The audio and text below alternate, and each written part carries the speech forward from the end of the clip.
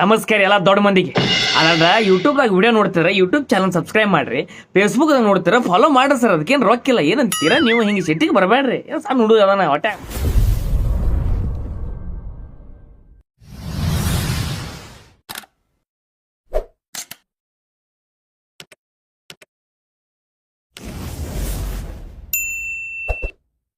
ನನ್ನ ಜೀವ ಇರೋ ತನಕ ಮರೆಸುವೆನು ತವಕ.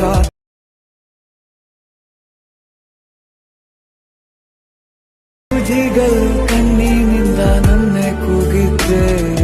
ಇನ್ನು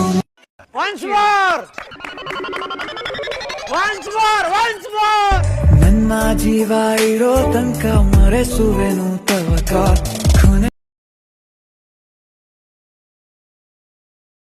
ಸುಜಿಗಳು